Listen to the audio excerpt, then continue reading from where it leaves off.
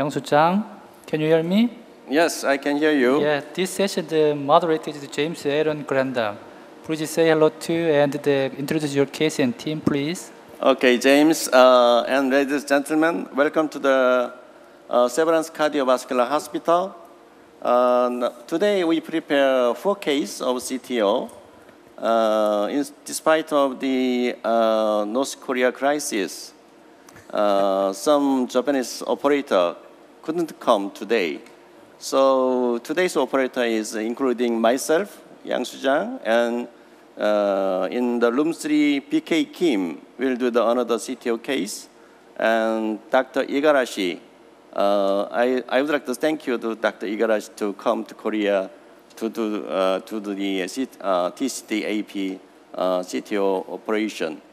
Now the room 3, Dr. BK Kim, his case has a big advance, so I would like to recommend you to visit the lab 3, then come back again.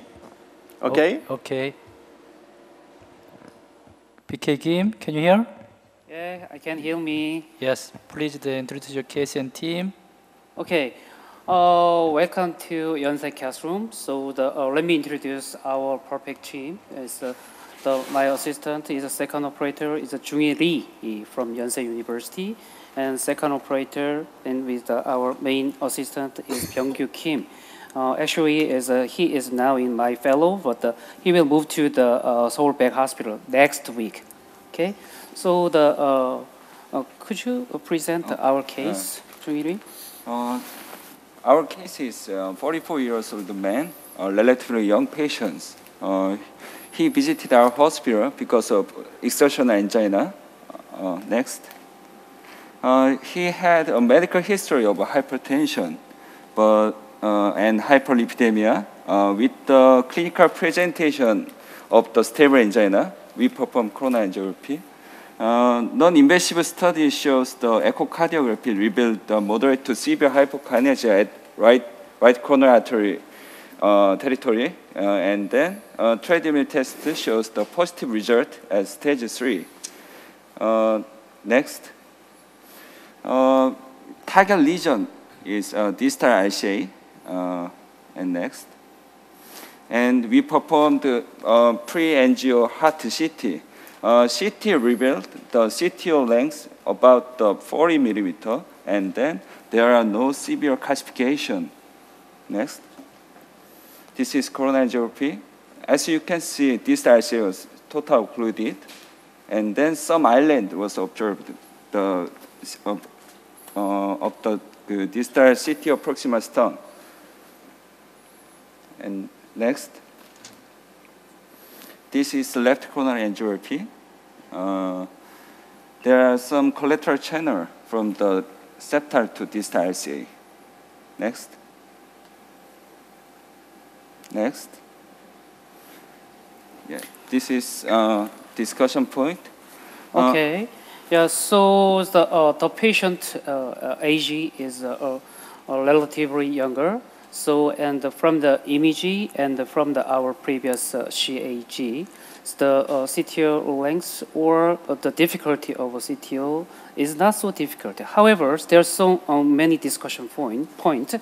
So the previous CT scan and angiogram, the CTO location, the identification of a CTO location is very, very important. It means the CTO location is just before bifurcation to PL and PD. And so there will be the many advantage and disadvantage of antegrade versus retrograde. So maybe as everybody agreed to the first antegrade approach. So if that wire selection is very important, and also Dr. Lee is already show us the CT scan. So the pre-CT scan image also is very important for the successful CTO intervention. So is there any comment or question over our case from the panel or moderator? Yeah, Dr. Kim, it's Aaron Grantham from Kansas City in the U.S. Yeah. Thanks a lot for sharing this great case. We in the hybrid community might interpret things just a little bit differently we look at the target vessel to determine whether or not we go antegrade or retrograde. And when the distal cap is at the bifurcation, and we're very interested in preserving side branches like PL and PDA, we find the most effective way to preserve the distal bifurcation is with a retrograde approach. So when you apply the hybrid algorithm, the proximal cap is well defined, the target vessel is at a bifurcation, that tells you consider a retrograde, and you have collaterals. You had nice collaterals from the septum into the PDA.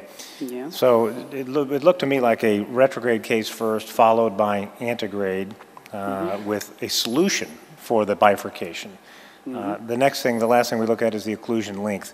I was interested on the angiography, I wouldn't have guessed it was 38 millimeters, but on the CTA it suggested 38 millimeter occlusion. If it's truly 38 millimeters, we would use dissection reentry. So we would do this case primarily with retrograde using reverse cart. Yeah, it's a very good point.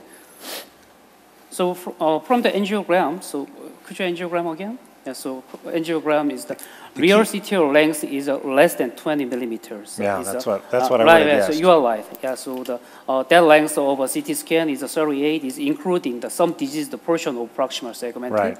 So the total CTO segment length is less than 20 millimeters. It's very short segment. However, the location is just before the bifurcation.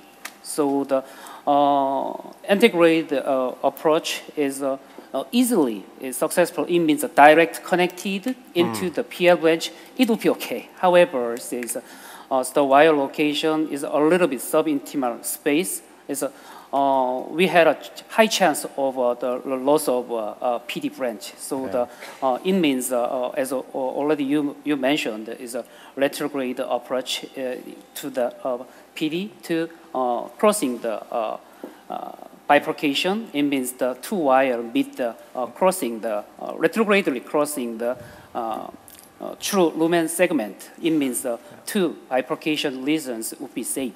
So I think it's important. You never really know the CTO until you see the double injection. Even with CTA, sometimes you get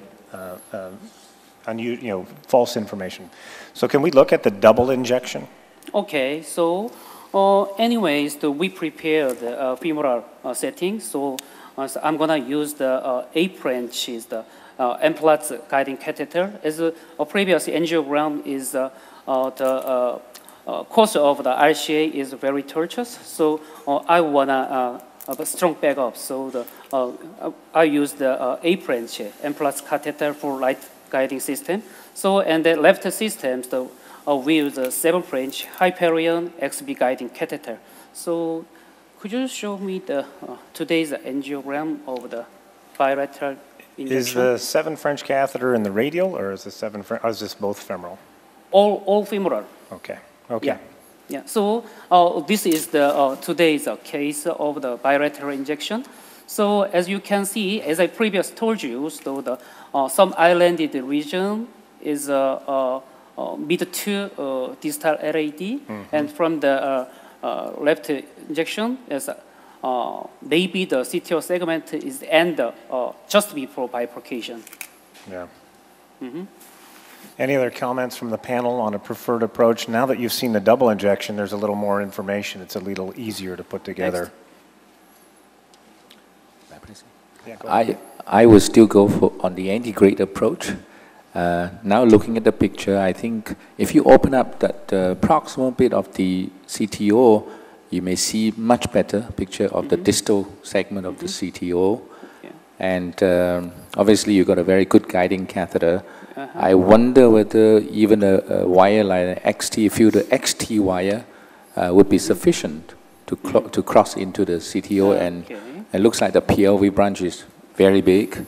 Yeah. Obviously, if you can just pre-dilate the or dilate the proximal segment of the CTO, I think you started with a very small balloon. There is a track just before the bifurcation of the RCA, and obviously the PDA is also underfill. I would use once you cross, I would use a very small balloon to pre-dilate, and then decide whether you should put 2 wires down into the PLV and the PDA to finish off the procedure. It didn't look like a calcified lesion at all, so I would I would keep the procedure simple, just using an antegrade approach. Yeah, I think with this information, the occlusion is short. I think there's an antegrade channel through this thing. You could even see a little bit of contrast on the first injections. That it's not unreasonable to go antegrade. The key is, as you know, people said in previous sessions, there's a lot of options here.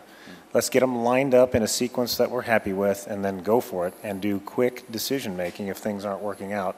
There's just one other thing I'd point out to the audience about this AL1 catheter. It has a little kink in it. It looks like it may have been difficult work getting it into the ostium, and you just need to be careful about that if you're putting in guideliners and doing other things, dragging equipment through that kinked catheter. Just be careful with that. Yeah, it's a good point. I guess he has got very good side holes in this AO amplex catheter. Yep. So we're ready to see some action. Okay. Show us where you are in the case. Yeah. Can I explain my case? Yes, please. Yeah, okay. So the actually also I agree the panel and moderator. So my plan is anyway this case is a live broadcasting case. So I firstly perform the septal tracking for retrograde approach. Yeah, just a wire and with a supporting device, and then I will do the direct penetration over by the antegrade approach. So, but not so maximized. It means there will be some chance of the wires going to outside or going to subintimal space. I directly change the retrograde PCI. Okay. Yeah. Okay. So. Actually, I started this case 30 minutes earlier. So could you show me the RAO cranial view for the septal tracking? Yeah, so today this is today's RAO cranial view. So the three big septal branches show clearly, definitely visualized. So I selected the second septal branch. Next one. The first three I used a run-through soft wire. So and back again. And pull back again. Yeah, maybe this is the target septal region. Next one. Then I cross this is the injection from the Corsair. So of the four sub branches, the second one would be the course is very straight. So I selected the second branch and next one, and I changed the wires is shown wire. So and gently forward. So the target septal tracking was successfully done, and then we put the wire more gently. Next one.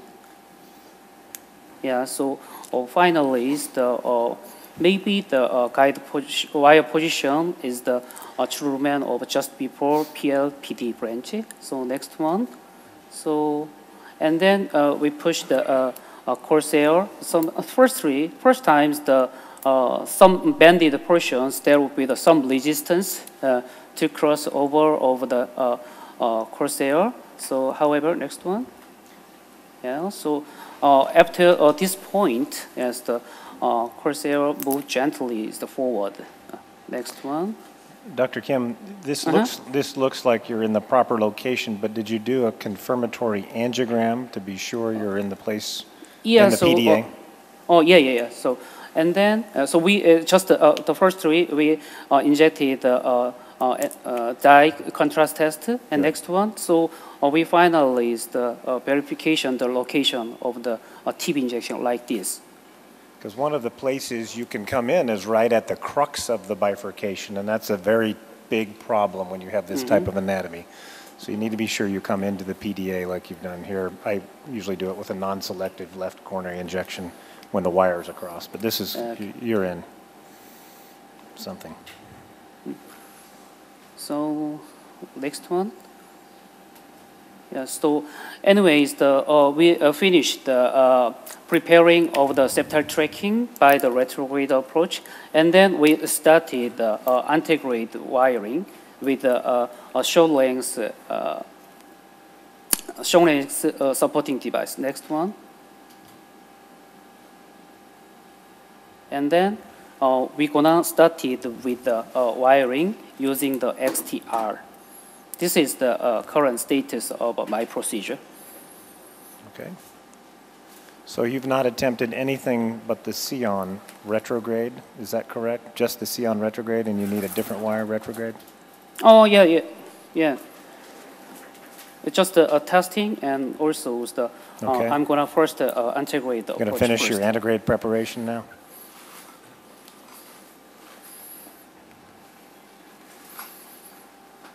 So it's interesting when Abbott, who distributes the Asahi XTR, wires please. in the US, brought XTR and XTA. They explained the XTA is antegrade and the XTR is retrograde. And today I've heard from two operators their only wire is XTR.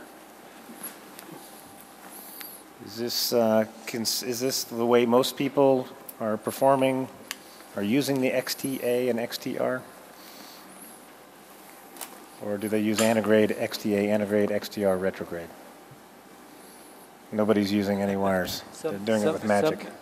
We have Some XTR. Japanese- We do use XTR for retrograde crossing, just to. But not the septal XTA? minor. Not XTA. Because XTR has a softer tip.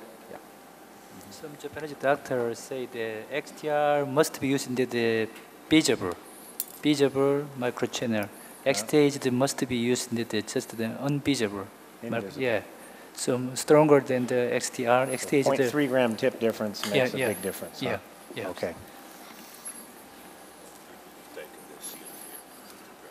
I typically would use XTA followed by Pilot 200. Yeah, and yeah. you have, a very short attempt with XTA and then Pilot 200. I think the occlusion's long enough, the channel's small enough that you're going to need some penetration force, I think, to try 시원 to. 와이어도 주세요. I think it depends on the operated preference also. Yeah. We try as much as possible to eliminate operator preference as the reason to do things. So we need the understand the structure of the devices and what they're purpose built to do so that you can teach effectively. If we have 500 operators teaching their way, this was the problem with CTO angioplasty in 1990. There were 100 ways to do it and no systematic approach. And so we've really enjoyed seeing the Asia Pacific CTO Club put together teaching algorithms and systematic ways of approaching 시원 things. 와이어? This looks like it's approached the cap. Dr. BK, Yeah, is this the XTR or XTA? XTR. The Grandam asked why are you using the XTR, not XTA? Oh, actually, the reason why is the already Professor Lee mentioned. I'm also is the some antegrade flow is visible. So I firstly use the XTR first. Okay. It means it will be the definitely related with the microchannel. Okay. So, and then some resistance is filled. I will change quickly into the little bit harder one is XTA or Gaia first. Okay. And this is what we're trying to get people to do. Think ahead, 2 steps ahead. Tell us what you're going to do next, because that's how you overcome being stuck.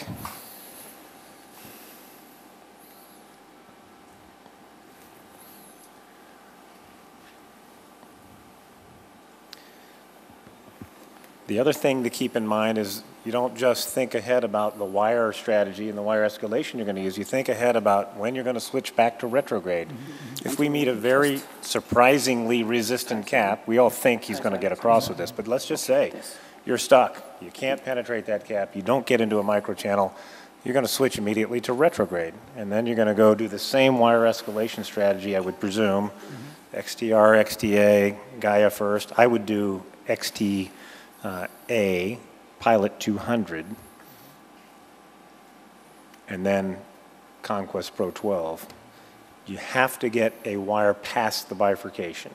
and then get the tip of your retrograde corsair past the bifurcation in order to preserve it.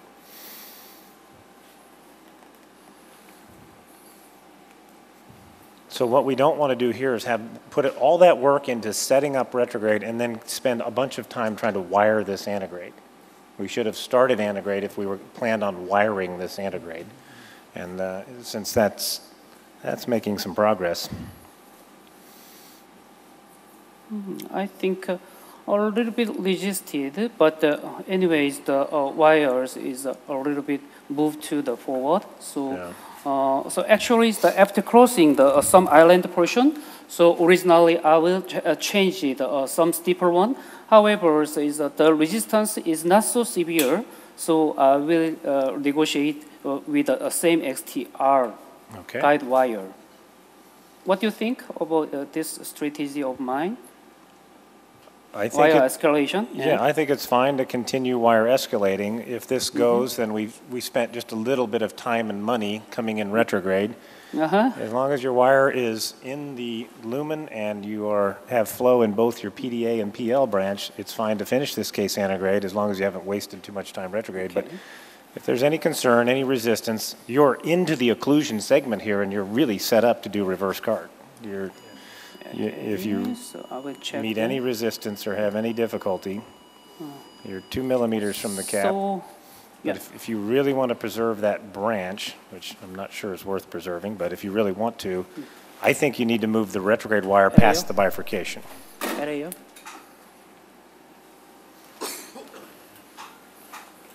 do you think you could have done without the retrograde wire park in there? I mean, I do that only if there's a reason, like a patient with renal dysfunction with a high creatinine. I want to limit my control artery injection, so I put one of those microcatheter for injection.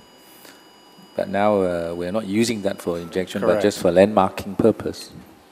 So again, this to me is all about the bifurcation. If you think that little branch is worth preserving, you need to penetrate the distal cap with your retrograde gear and do kissing wires, but make the connection with your retrograde. You have a better chance of preserving the bifurcation. If you don't care about the bifurcation, you just want to get into that big branch, you can work antegrade, and you didn't need the retrograde. So just keep doing your thing. We'll completely agree. The reason for doing this retrogradely is to take care of that small branch. So I think should put some effort in crossing retrogradely and then do the reverse cart. So the it's going offline. XTR wires, the tip wire is a little bit bended. So I want to change it different upscaling. It means the change it into the Gaia first. So I think Gaia first is not a terribly stiff wire, but certainly before I got anything very stiff antegrade, I'd say it's time to go penetrate the cap retrograde and do a reverse cart or do a kissing wire or do a touching wire, whatever you want to call it, technique with retrograde as the final communication. So Gaia first.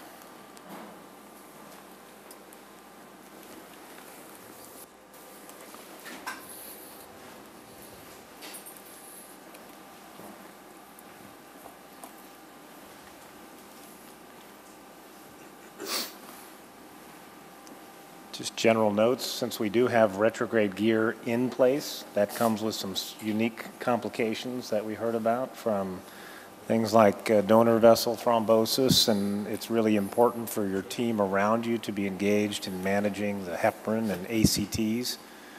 We prefer to keep the ACT above 350 or around 350 for retrograde and 300 for antegrade. But because you've exposed the patient to that particular extra set of equipment, we want to be particularly attentive to that.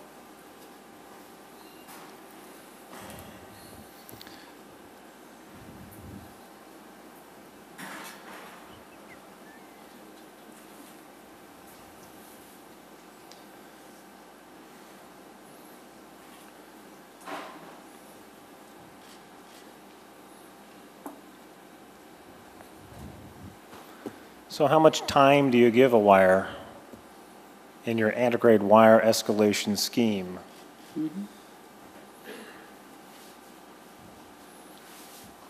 For these low penetration force wires where you're trying to do loose tissue tracking, typically you can discover within 20 or 30 seconds whether it's going to track tissue or whether it's going to meet a resistance cap and you're going to need to escalate. So this is now Gaia first. Yeah, Gaia first. Which is a relatively soft tipped catheter. So cranial view. And what's the wire in retrograde? I've lost track of the retrograde wire. Shion. So we need to get something penetrating in the retrograde. And again, if it were me, I'd do 10 seconds of a Pilot 200, and then I would do a Gaia third. You have markers now on both ends, so you have a target, so you can use more penetration force. Okay, I'm going to change it to Gaia second. Gaia second.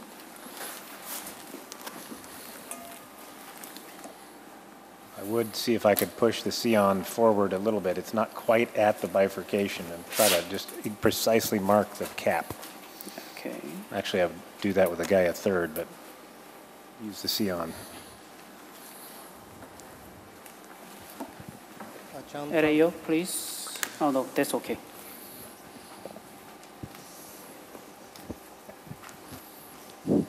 BK Kim.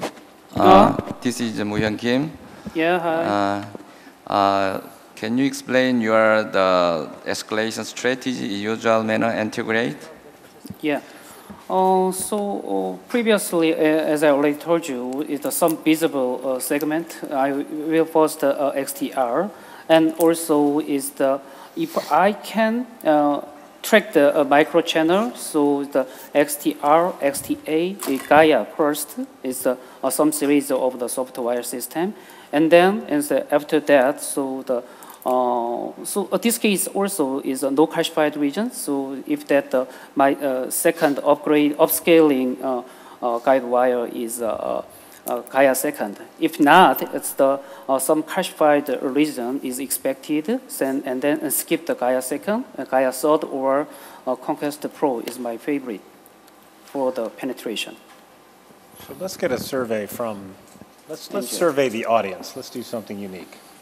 So raise your hand if you would continue with an antegrade wire escalation, and the other option is going to be to switch to a retrograde distal cap penetration. So if you would persist with antegrade wire escalation with stiffer penetrating wires, raise your hand in the audience. We have 5, 6, 10 brave people. If you would switch now to retrograde and do retrograde cap penetration, raise your hand. Okay, we just took a little sample of the audience out of interest to see what their opinion would be. We didn't ask the experts on the panel. That's what we should have asked. I'm John from Taiwan. I think maybe it's better to shift to retrograde because quite often we cannot identify the entry point at the bifurcation, and quite often when we cross antegrade, the wire goes a true course, and the entry point is quite unusual, so we cannot protect both branch. Now we have the retrograde platform set up there. We could try software, especially the microcast that was in the PL branch instead of the PDA, so the alignment is much better for attack the CTO segment. So I would suggest to try retrograde approach using not so stiff wire. And the other thing that's slightly deceptive is the retrograde wire is not at the cap. It's back from the cap about 3 or 4 millimeters. So there's a bend in there that we're not appreciating. We're not marking with our retrograde wire. And there's the tip of the antegrade wire flips considerably out of phase with the retrograde wire tip.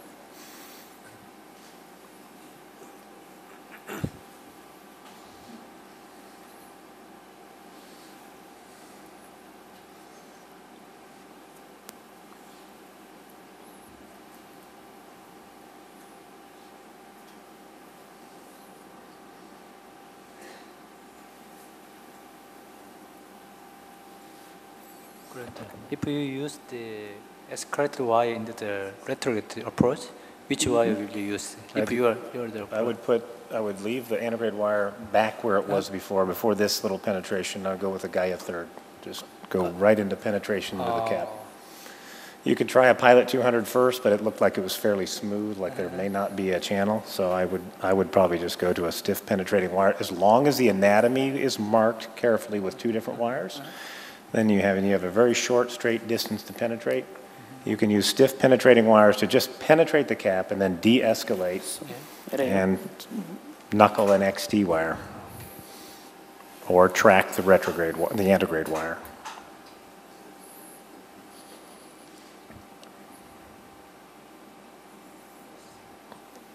There he goes. Save. Cranial view. So I will check the contralateral injection. Angio.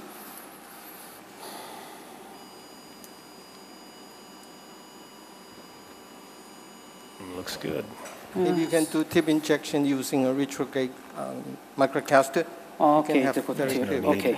Okay, I will check again.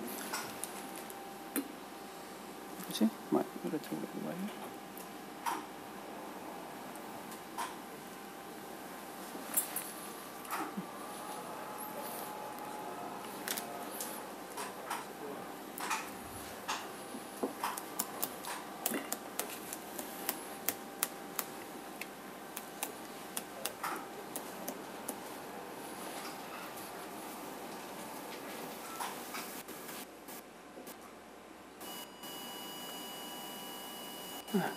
Yes, maybe true, lumen. So I will keep forward a little bit more. It's good. So, okay. Yeah. So I'm gonna advance. I would suggest to take a picture at the other projection to make sure whether the wire is in the true lumen, especially at the entry point before you advance the microcatheter. Okay. And the only question is the bifurcation preserved? That's all. Yeah. The Okay. question. So this is good. Good. Yeah. So, and in this situation, we should decide to perform the PD wiring. The more proximal portion is needed, or just crossing the corsair and change it wire into soft wire would be okay, or as the PD integrally wiring would be first is needed. So what do you think this situation? Suggestions for the panel. How do you want to preserve make sure that your bifurcation is preserved? I think if we're all agreeing that we want to protect that side branch, then we need to have a mechanism for getting a wire into the side branch. So I think a dual lumen catheter delivery is probably the best way to go. You'll have to pre-dilate this with a small balloon and deliver a dual lumen catheter, a Crusade, and try to wire the side branch. So you mean the small ballooning first, and then use the Crusade, and then yeah, I think you'll have trouble delivering the Crusade. Okay. I think you can put another wire down after you cross with the Crusade into the PLV, and then maybe use your first wire and try and pull back and see whether it cross into the PDA. You mean the retrograde wire, or? No. You have 2 integrate wires in the PLV, and then I will pull back one of them to see whether you can cross into the PDA. So I would use a soft tip workhorse wire, because if you've gone subintimal across the bifurcation, then you're not going to tear up the zone with a stiff. You've got a Gaia second in there now. You're not going to have any trouble with tearing up the PDA. It just won't go. It'll go out into the PL and go out into the PL, and you won't be able to wire it. So I'd take a Scion Blue down through a Crusade catheter after dilating.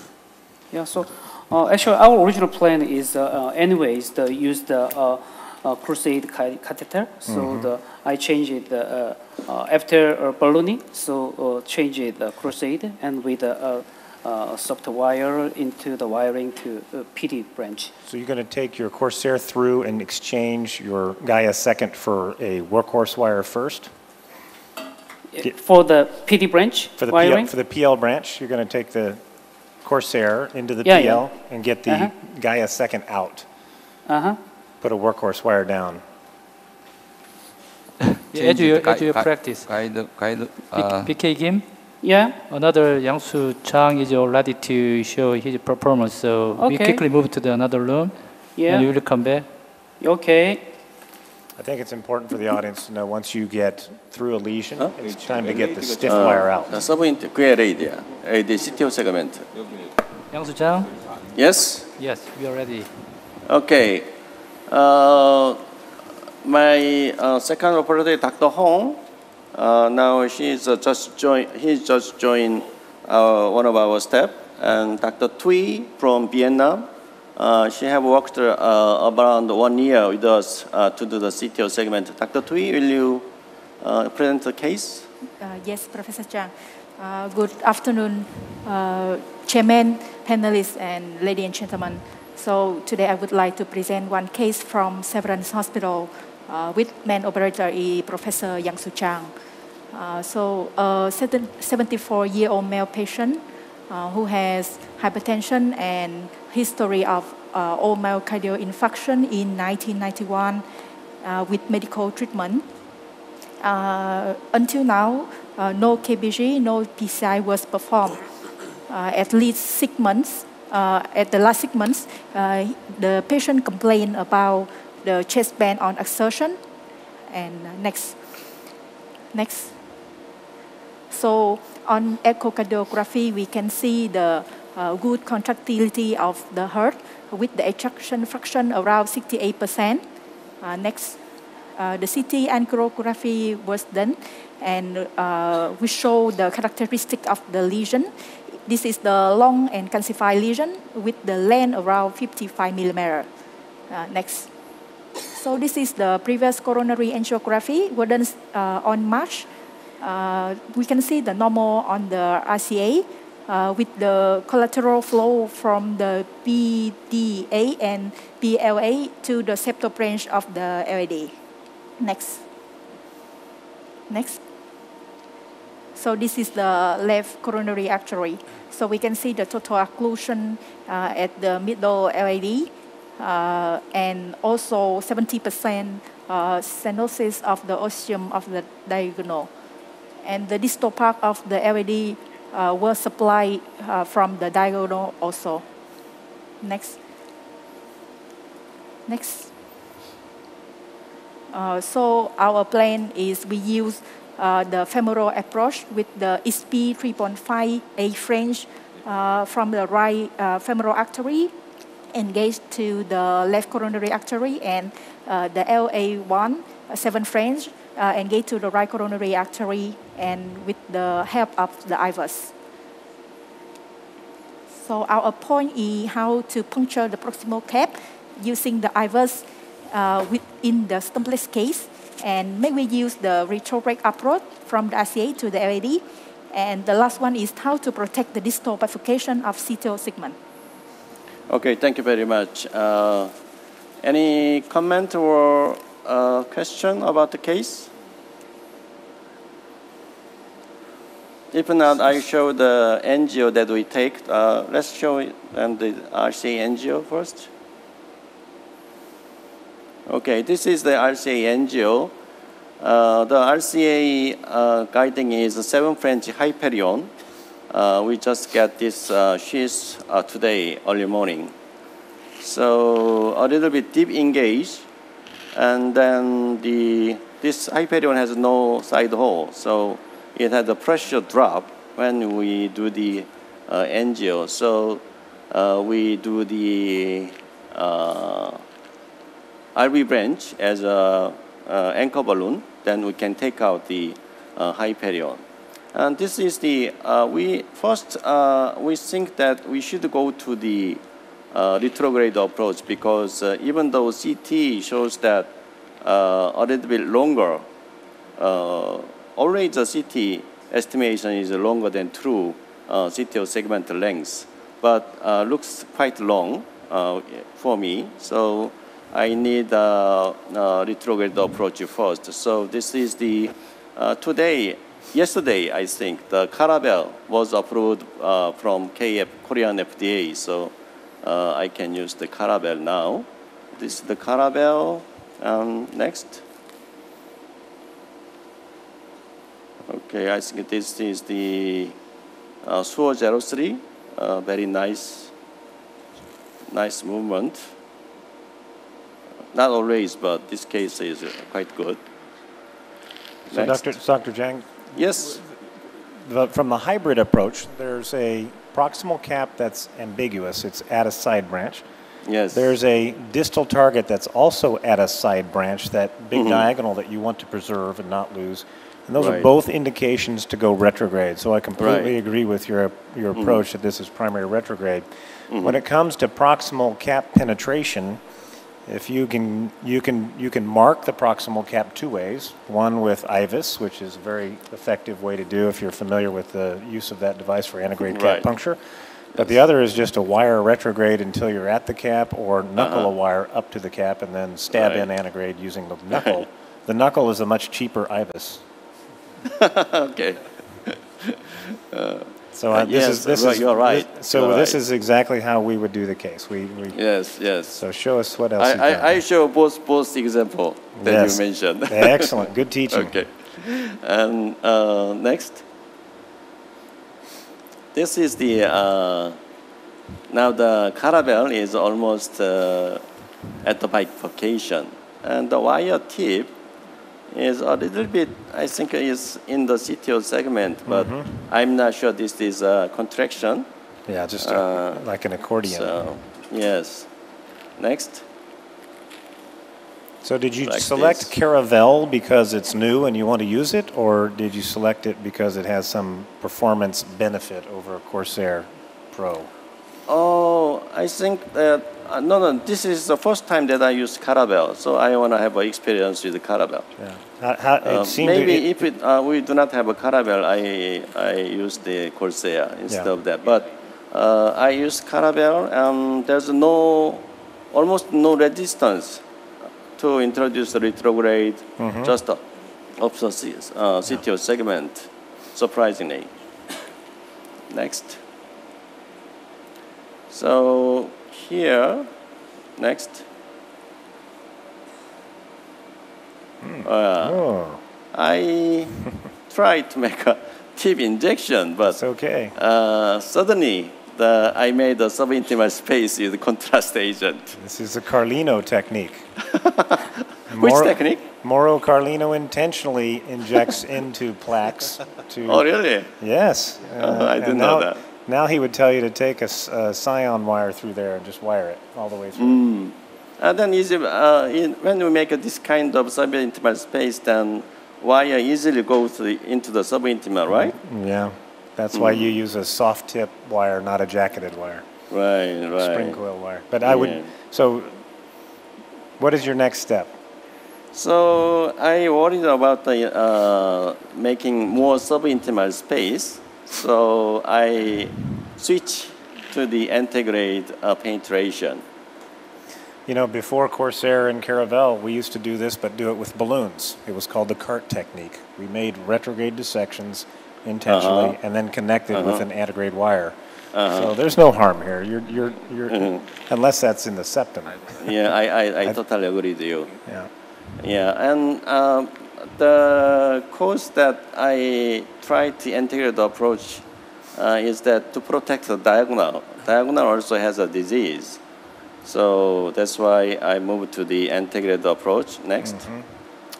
As you can see here, in this angio, you can see there's a little bit of a narrowing point. Yeah.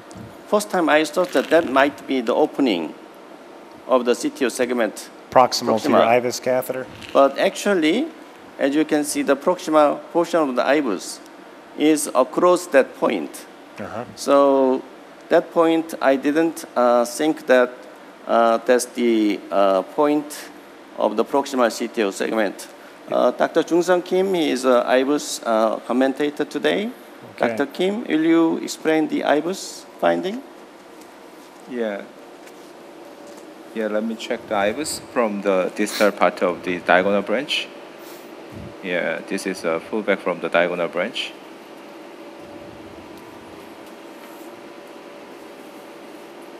So there is a calcification approaching here. Possibly there is a, yeah, there is a, there it is. Yeah, there is a LAD ostium. So just the proximal part of the calcification is possibly ostium of the LAD. Yeah, so what I decided is that maintaining the location of IVUS, and then I introduced another wire. Then I use a crochet to open, to puncture the CTO cap. That was my plan. Next. So Dr. Zhang, is the tip of your IVUS probe, in the last picture, was the tip of your IVUS probe at the cap or beyond the cap? At the cap, a little bit beyond, actually. There's a little bit beyond, okay. Yes, yes. So yeah, that's, your wire's now in the cap there. Yes, yes. But actually, this is, I didn't intend to go into that space, but the wire, this is the soft wire, Sean goes into like this. So I check IVUS again. That means the subintimal space that I made due to the tip injection, the space is going to the all through, getting through the CTO segment. Yeah. So, Dr. Kim, can you show that that IVUS finding with the wire, integrated wire? Let me check. Yeah. This. In this IVUS image, you will see the subintimal, the wire in the subintimal space, not in the CTO body. In this IVUS image, there is a wire in the subintimal space around 12 o'clock. Yeah. So that is not easy to find that this is the wire or not. So I take out the wire and introduce a wire 2 times. Then I make sure that the wire in the subintimal space is that exactly the same wire we can see in the IVUS. So that means that subintimal space that I made by tip injection is getting all through in the CTO segment body. So next I go to the retrograde. Next. You're set. Next. Go to a different angle. Yeah, I just make sure that this is the right way or not. So you're all set up to do reverse cart. This is not a problem. Not a problem that you're in the center. Rather a problem, yes, yes. But because the key here is that your retrograde caravel is well into the LAD. If that dissection had occurred at the junction of the septal perforator, then you lose the distal LAD. But you're well up into the LAD, and you have a long, long segment here where you can do reverse cart. Get the wires into the same space and make the connection. Really? Yeah. Maybe not. So next. Next. Next. So this is I moved the retrograde wire. This is I think this is the Gaia. But it goes like very smooth from the distal CTO just above the bifurcation. It goes to do the guiding, left guiding. Like there's no resistance at all. Good. Carlino. So I think this is the situation that I make a progress today. So I think in the IVUS image is clearly yes, please, into the retrograde wire, from the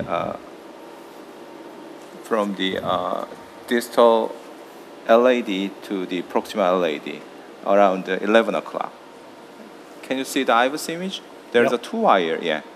Just 1 wire just from the distal LAD to the proximal LAD, yeah. Mm-hmm.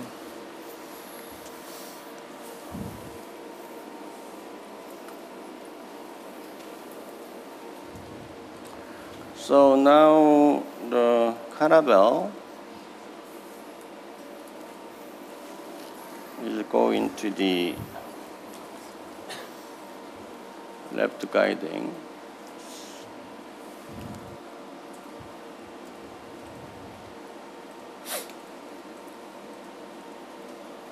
I introduced the RG3 macro-externalization. RG3? So you're going to externalize an RG3 and then IVUS to find out the course of your wire and what you need to do in order to protect the diagonal bifurcation. Yeah, I think I can protect. And do you feel like there's any risk at all to the circumflex, or do you feel like you came true lumen into the LAD? No, I confirmed the wire is in the true lumen in the proximal LAD. Mm-hmm. So I just wanted to make the point that if you had any suspicion that somehow your wire had popped into the left main, you would definitely want to change that, and you would want to have a wire in your circumflex to protect your circumflex. But he confirmed that with IVUS very nicely.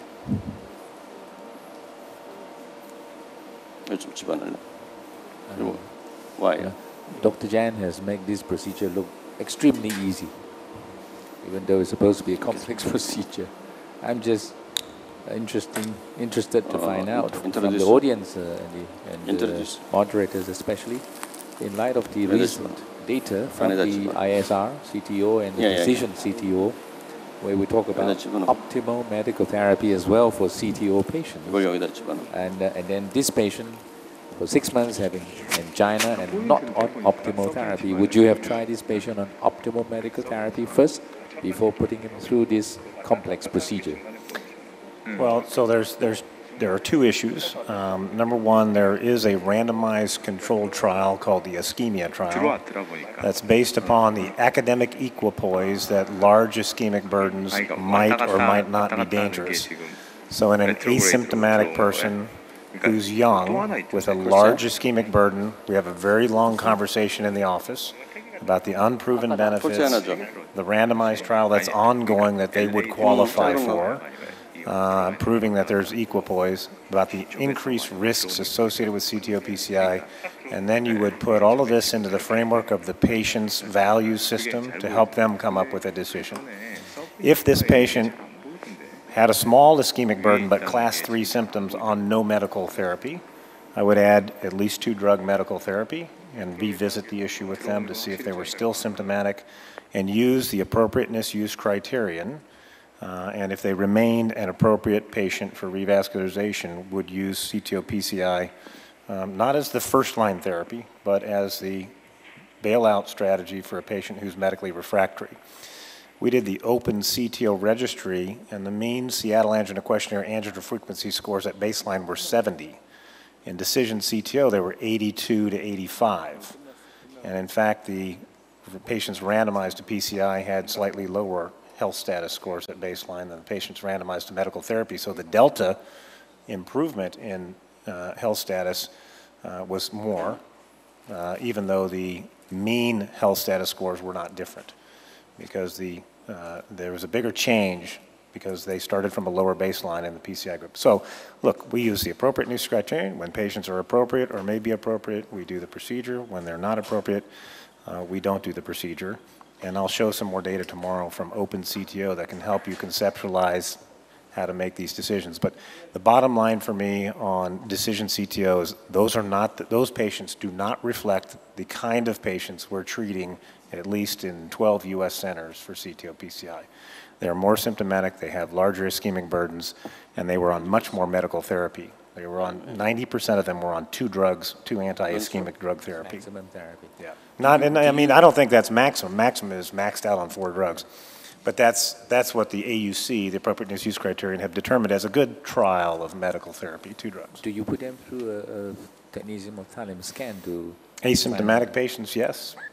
Patients with classic symptoms, there's no need to. They're not mappable by AUC, but it also doesn't make sense to spend the extra money and to risk violating Bayes' theorem and winding up with a negative stress test in somebody who has a significant lesion and symptoms. Yeah, for example, this patient had an MI in 1991. That's a long time ago, and he's been well until about 6 months ago. So he had an To me, MI it looks very strange that suddenly he developed angina in the same territory. So there's a lot of information on collateral function over time in animal models and in humans, and this observation that patients at some point in their life start becoming symptomatic is real. I don't understand the physiology or pathophysiology of the collateral system that allows that to happen, but that can happen. I don't know if it's the rule or the exception, but it certainly can happen. People can develop moderate disease in collateral donor vessels that is functionally significant, but if you alleviate the need for the collateral by treating the CTO vessel, then you see that the coronary steal goes away. So we've been yakking a lot. Maybe we should check in with the case and see what's going on. The whole thing about indications for CTO PCI needs much more data.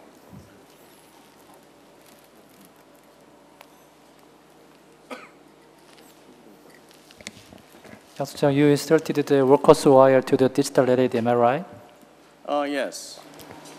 Now I want to check the right coronary system. So if everything is okay, then I'll try to protect the distal diagonal.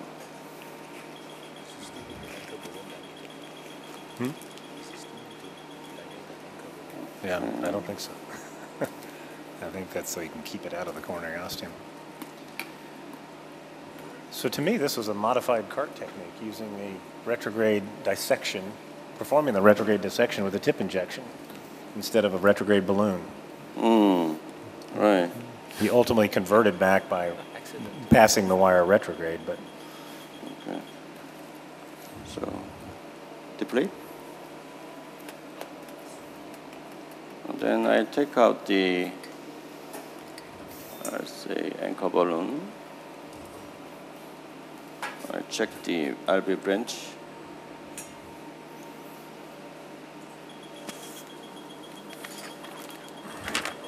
Okay.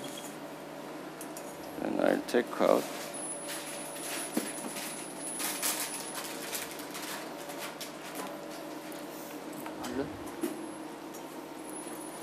2.5 balloon.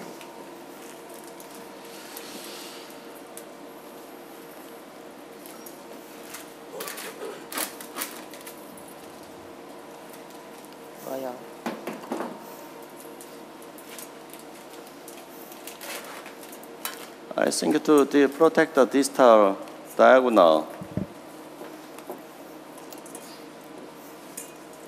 Now the corsia is already passed here, so I think I can use the crochet that I already have.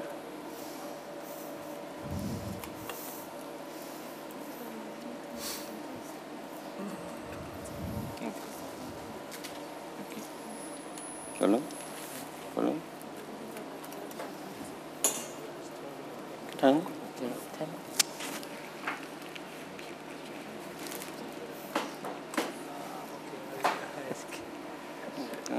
The balloon.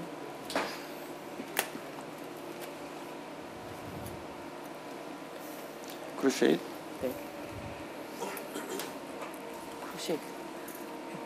Crochet. Professor Jane, how about the proximal D1? Are you going to do bifurcation length or just something to deal with the D1 as well later?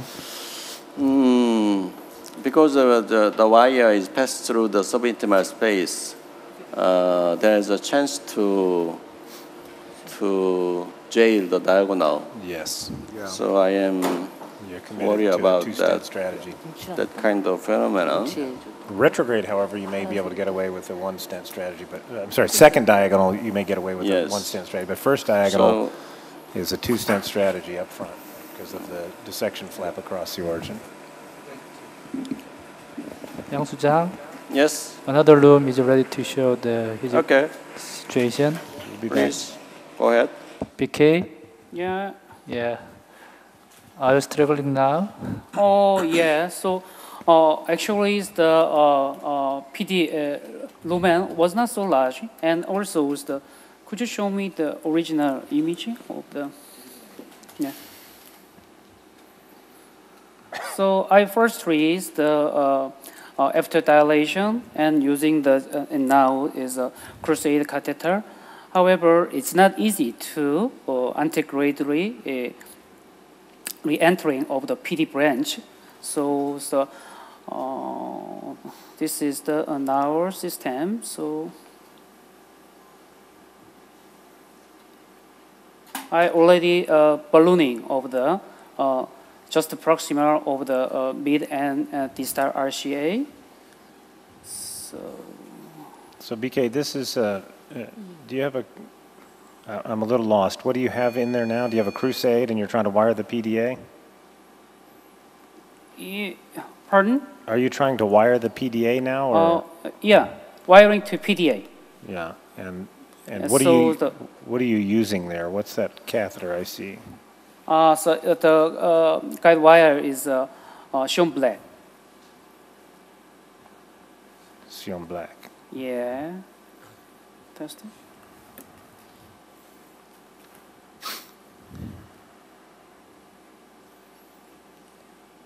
It always suggests if a wire doesn't go that there's a flap over it. Yeah, so I think maybe we should do IVUS. IVUS. Okay.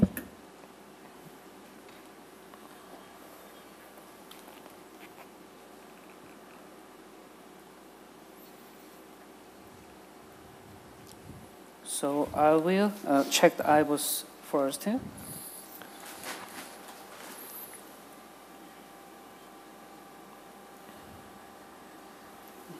IVUS 주세요.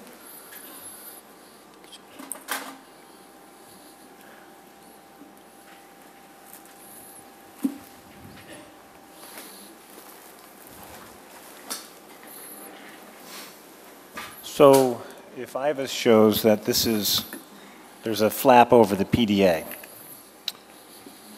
what are we going to do? We're going to suggest the PDA just shrunk and we don't want it?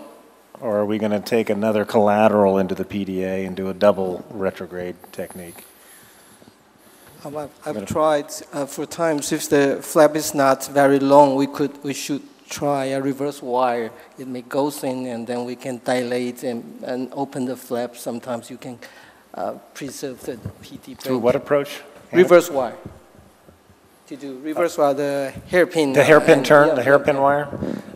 You know, these new torqueable wires, that angulation to me doesn't look significant. That looks to me like it ought to go if there's the reason I ask that I think there's got a flap over it. I don't know, but I think it's because it should have been wired fairly easily. Okay, this is So we'll already see. cross the PDB. Let's see if we can find the PD and. Yeah. And definitely is the first wire position is a true lumen. So the vessel size is about 3. Maybe this also is the true lumen. So the calcification is not so severe. It's the vessel size is 1, 2, 3, 4, about 4.3 or 5. I never saw the PDA. Did anybody see Yeah, the PDA? so this is okay. So I will check again the PDA portion. So gently.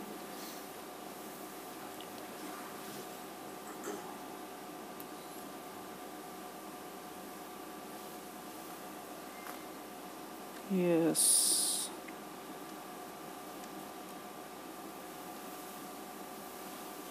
Yeah. So maybe the direction of the PD branch is very steep, so it's not easy to see the opening of the first PD ostium. So I will. Back. Yeah. So I will pull back again.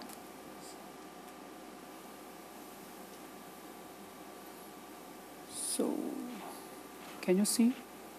No, none. PD? So you're pulling back now? Yeah. I haven't been able to find a PDA. Yeah. So It must be really small. so maybe the 2 At 2 or o'clock? 3 o'clock. Yeah, yeah, yes. something's coming Yeah. in, but keep coming. Where's Gary Mintz? Is he in the No. audience? It can be 3, it can be 10. What do you think of the 6 o'clock? The size is very small. A very small branch at 6 Yeah. o'clock. It looks like there's a communication there with the true lumen. But I don't know. I'm not an IVUS expert. Since you got retrograde, might as well just stand the whole thing.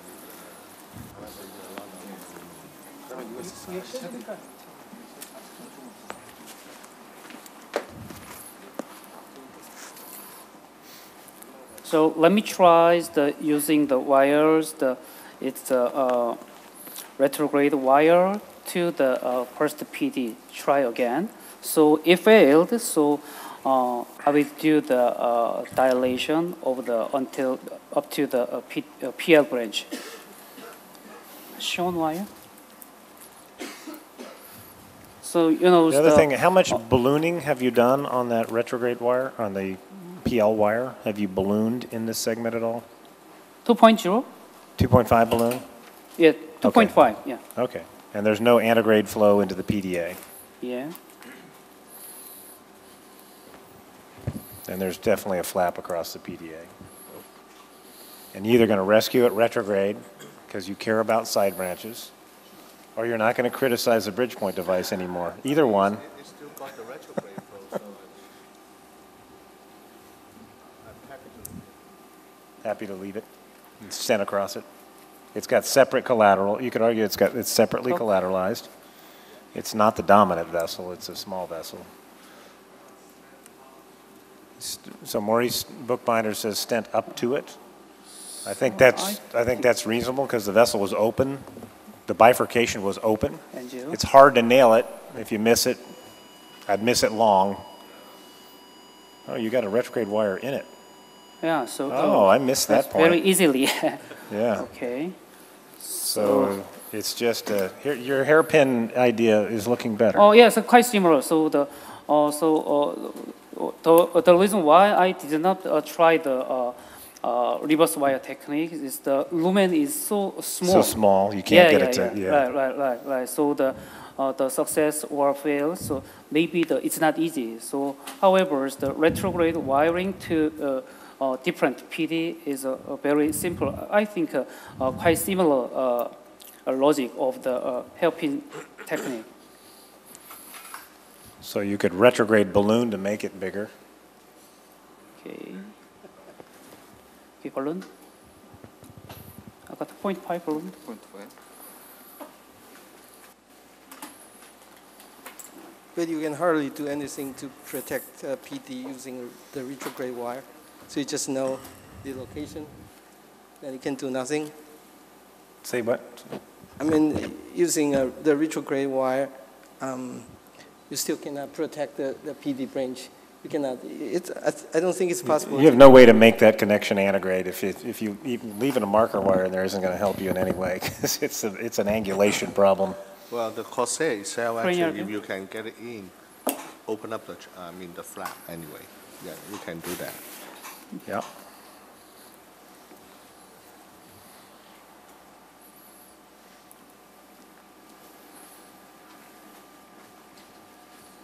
So hairpin wire, you need more space. What about venture catheter or some kind of a steerable micro catheter? Anybody go to the time and effort to do that? I personally tried 4 times. The CTO segment was open just by small balloon, 1.2 or 1.5. Using this guiding caster, very strong support, I think it's possible to deliver the system, the reverse wire system down. One other thing is to use maybe a shorter balloon or to advance that balloon to block the pathway up into the PL and try to deflect off the balloon, get into the branch. You've got your retrograde wire as a marker. Use a stingray balloon. Get it to retroflex back. I think ballooning this is...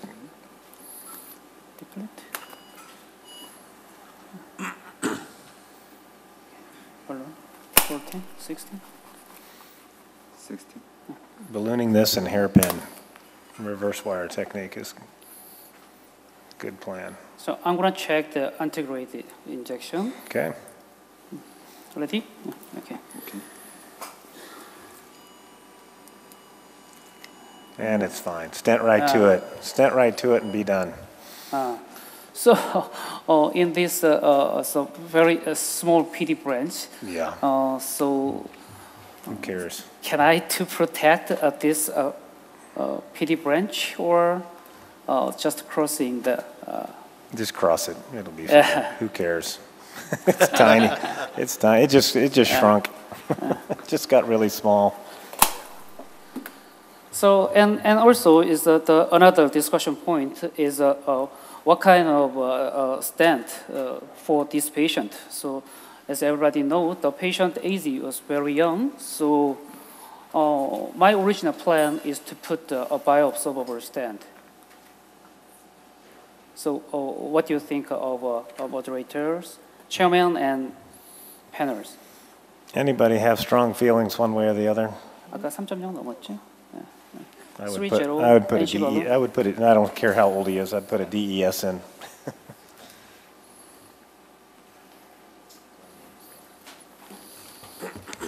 At least the diameter is big enough. Also, you need to put in more than one BVS, and all those are actually some bad points for either stent thrombosis or recurrence of problems. So I think with a very good DES, probably you save him actually for a long time as well. Dr. BK, even the very few data about the BVS use in the CTO situation, I totally agree with your opinion because the patient age is quite young, and the larger BVS, such as the larger 2.5, is the clinical outcome quite similar between just the metallic DS stent. So I think that just two BVS is optimal for this treatment of this region. Okay, so in this situation, I want to use the 3.0 NC balloon. So after ballooning, so I will check the IVUS again. So the some portion, some vessel is a bit dilated. So and check the possibility of the BVS implantation. So what do you think of this? I think your chances of losing your side branch are greater with a BVS, with a bit fixed threaded BVS, than with a regular DES. And if you care about the side branch, which, you know, I don't know if anybody cares about the side branch anymore, but if you care about the side branch, I'd just do DES and be done with it. Nominal? If we don't care about the side branch, take the wire and the retrograde gear out and just stent this. We could have done it 15 different ways. Not wasted our time with all the retrograde stuff. 14? 14. Deploy it. Yes. Hold on. 14. 14. 16. Deploy.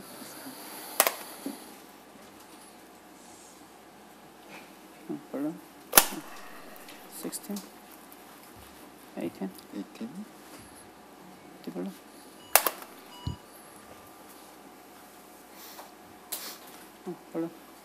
In the hybrid community, there's a rule. It can't take you longer to stent the lesion than it took you to cross it.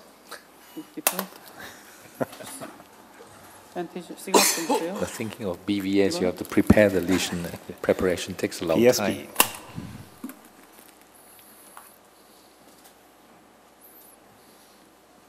I mean, if you really think of BVS, will you do OCT first rather than IVUS?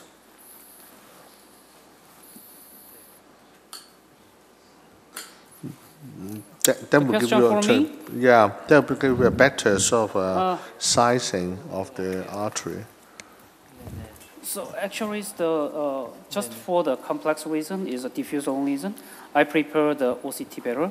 However, the CTO situation. So the previous Professor Zhang's room also is a near situation. Sometimes I was needed for the positioning of wiring. So that is the for the dual purpose. As the CTO is, I think IVUS would be better for even with the PVS implantation.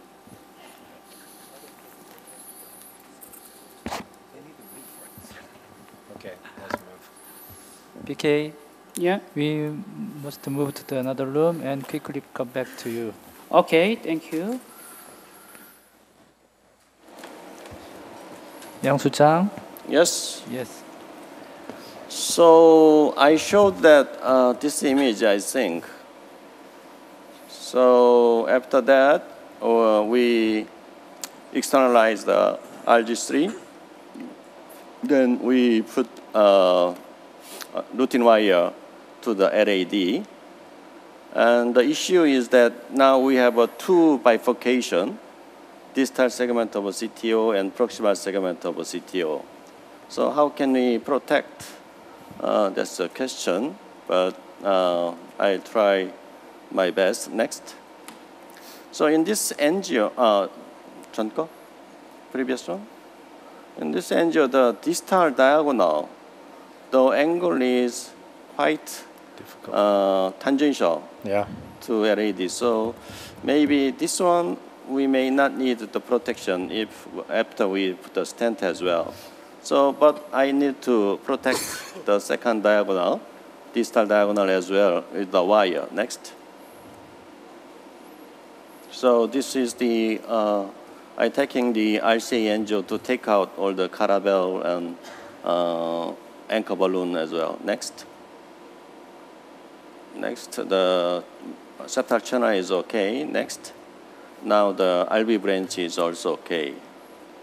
So we lose the bifurcation wire 들어가는 거.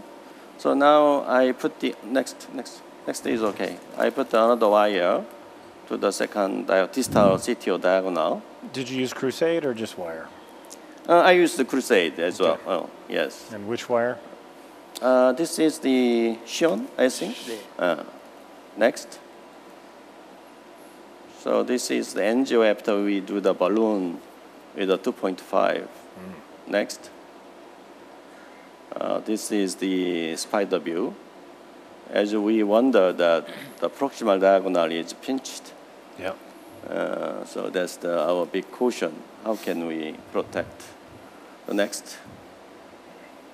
This is the IVUS. Dr. Kim, will you show the IVUS finding after the balloon? Can you show the IVUS? We have it. Yeah. Okay. We pull back the distal LAD, just distal to the second diagonal branch, and also the distal diameter was 2.7 to 3 millimeter, and pull back to the proximal part. There is a subintimal space. Yeah. All the way subintimal space. Yes. And beautiful. The proximal LAD is approaching, and proximal LAD size is around 3.5. So we already checked the length of the lesion with the IVUS catheter, which was around 40 millimeter. In the volcano, Macy, yes, change to the angio. Can you change it to the angio? Next one. Yeah. The volcano IVUS, you can measure the length. So from the distal IVUS to the first marker is 15 millimeter, and second is 10 millimeter. So overall, 35? 35. Yeah, 35. 35 millimeter. So this is the AP cranial view. Next. This is the spider view. So I think the 40 millimeter should be enough to cover the whole segment. as well as the proximal LAD as well, spare the ostium of circumflex, I think. So we have two bifurcations, so I think this is not a good case for BBS. Once the distal LAD, distal CTO segment is 2.75, so I usually use the BBS from more than 2.75 because of the thrombosis risk. So I choose the Oshiro 3.0 to 40 millimeter. Next. Next.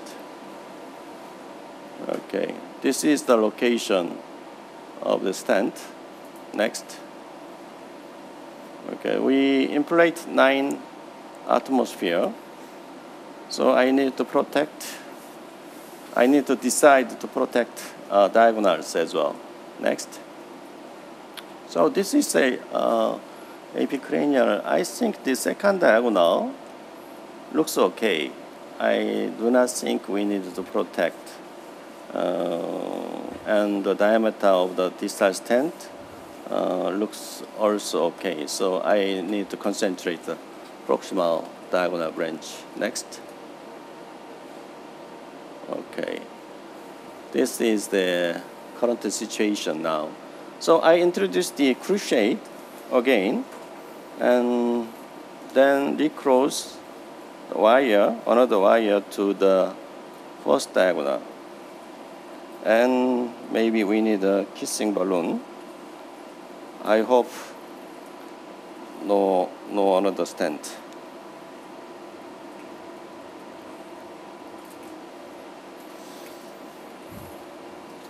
Sean, do you have another Sean? No? So Dr. Jang, do you? Yes. You know, we saw that this portion of the vessel was, the LAD wire was subintimal. How did we keep that first diagonal open? That to me is a pleasant surprise, that we didn't put a bunch of tissue across the first diagonal. Yes, I think the direction of the wire from the retrograde wire, yeah, well, in the IBUS, well, looks okay because the wire very near to the diagonal ostium. Yeah. So, and CTO segment body is the other side. Yeah. So that's the good thing, that we do not compromise the first diagonal. Yang Su-chang, thank Yes. you for your great performance, and keep going and move to the another room. Okay, sure. Thank you for your great procedure. Okay, thank you. Thank you. Thank you. 자, 아까 그쪽에 저게 심하진 BK, 않았지? BK. Okay. Yeah. We are seeing you. So I decided to put the BVS. So, can you see? Could you show the angiogram before ballooning? So after opening of CTO segment, and also we injected nitroglycerin, the vessel size a little bit enlarged. So next one. So I checked the IBUS again. So the lumen size is less than 3.5. The vessel size may be the 4.0. So final view after. So to perform the PSP strategy, so I performed the pre-dilation with 3.5 NC ballooning. So final angio. 쭉 넘어가 주세요. This is the final angio. So the first PD region. So maybe the my strategy to the distal landing zone is the between the corsair and wire the first PD branch. So the first PD branch wiring so is not so difficult to buy the retrograde wiring. So and also I had some concern is the wire kinkings to put the BVS implantation. So I'm gonna put the BVS, removing the retrograde wires, outside of the into the second PD branch.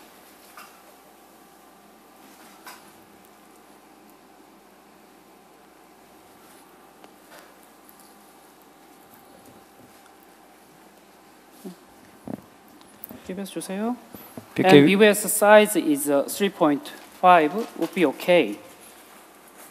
Because we have just only 5 minutes, so please show the very great performance using the BBS implantation.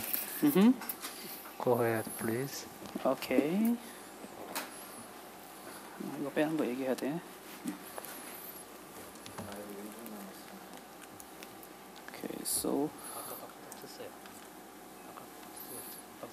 네, 그거 떴어요. 네, 그래서 5분간 BBS 넣는 거 보여주면 될 것 같아요.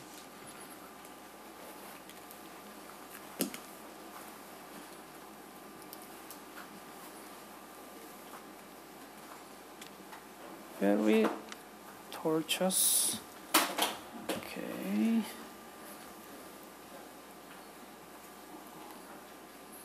Yeah, I think easily delivered to the ranging portion. So I'll remove the wires for not to occur the wire kinking. So test please.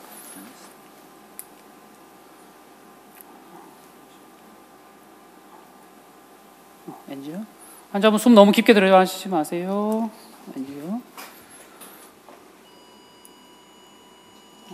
조금 더 빼. PDA is going bye-bye.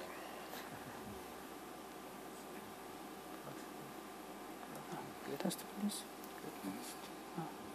Okay, balloon. 1, 2. No, 1, 2. Slowly. Yeah. 4. 5. 6. 7, 8. Decrease. Okay. Yeah, decrease.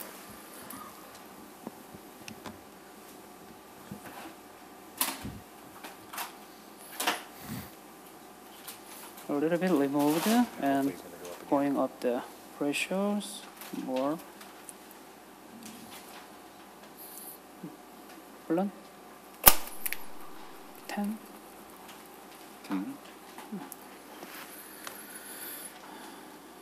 Okay, deep balloon.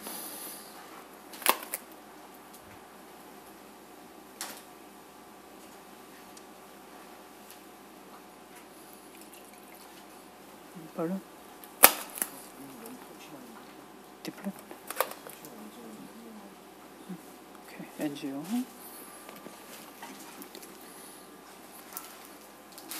Okay.